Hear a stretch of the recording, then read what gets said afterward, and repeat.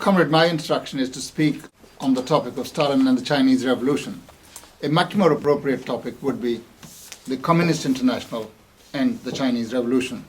But I don't mind the abbreviation because Stalin's line was exactly the same as that of the Communist International. So when I speak of Stalin's line, it really, you must always have in the back of your mind that it was the line of the Communist International and not of Stalin. The reason for speaking here is because this society is there to defend the life and work of Joseph Stalin and all the achievements of socialism during his time in the Soviet Union and worldwide. And there has been for a very long time, since the late 20s, a campaign against the Communist International and against Joseph Stalin that he, and under his leadership, the Communist International betrayed the Chinese Revolution, and Chinese Revolution was sold down the river by what they used to refer contemptuously as the Stalinist bureaucracy. This was a line which was propagated by the Trotskyist opposition in the Soviet Union. There is also an attempt made not only by Trotskyites, but by people who regard themselves as friends of Mao Zedong and friends of the Chinese Revolution, to cause dissension and to say that Stalin betrayed the Chinese Revolution, but thank God Mao Zedong was there to safeguard the interests of the Chinese people and the Chinese Revolution. And really there were huge differences between the line of Comrade Mao Zedong on the one hand and Joseph Stalin on the other. Nothing could be further from the truth. There is documentary evidence to show that their line was exactly the same. In fact, from the moment that Mao Zedong took over the leadership of the Communist Party of China, the Chinese Revolution made gigantic strides forward because he was able to integrate the line that came from the Communist International with the concrete practice of the Chinese Revolution. The line coming from the Communist International was basically correct, but it had to be applied in the peculiar conditions of China with its own specific national peculiarities and characteristics. And Mao Zedong was able to do better than any other previous leader of the Communist Party of China. So there were no differences. And it will be my endeavor to show what the analysis of the Chinese Revolution was, as given by Comintern and by Joseph Stalin, and what the analysis, on the other hand, was that was given by the Trotskyist opposition, which was not only in the Communist Party of the Soviet Union, but also within the Communist International as well. Then I would go on to talk about why the Trotskyist opposition made the mistakes that it did. And thirdly, I will talk about the kind of united front that the Communist International tried to impress upon the Communist Party of China to pursue, and that was a correct line. And finally, some conclusions. It's a rather lengthy thing. I try and shorten as much as I possibly can. If you are too tired or you want to go out and go and have a sleep, please do so. But I warn you in advance that it's going to be slightly lengthy. So there is no doubt, at least in the minds of our friends, as to the relationship between Joseph Stalin on one hand and Mao Zedong on the other. I start with a quotation.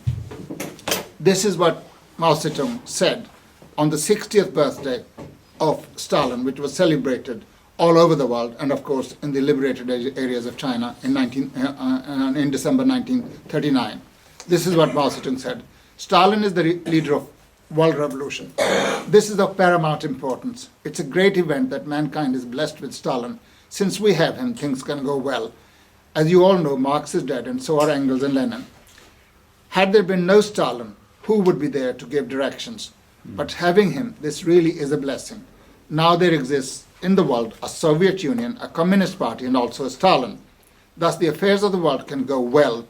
We must hail him, we must support him, and we must learn from him. We must learn from him in two respects, his theory and his work.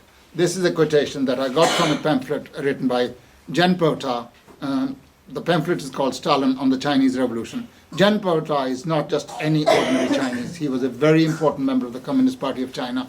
He was a member of the Central Committee, and if my information is not incorrect, he was a personal secretary to Comrade Mao Zedong. So he was somebody who was very well acquainted. So this is not just...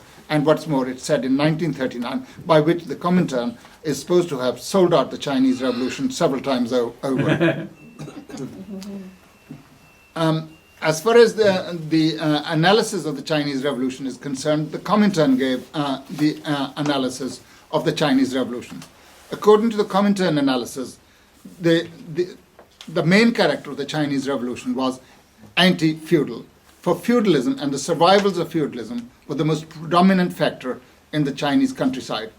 Depending on which statistics you take, the Chinese population stood at that time between 400 and 450, of which anywhere between 350 to 400 million people lived in the countryside. 90% of the people were peasants, and they were exploited to hilt by feudalism.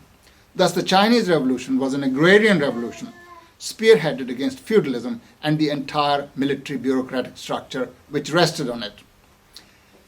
An agrarian revolution is the basis and content of a bourgeois democratic revolution. In other words, the Chinese Revolution was at that time at the stage of fighting for democracy.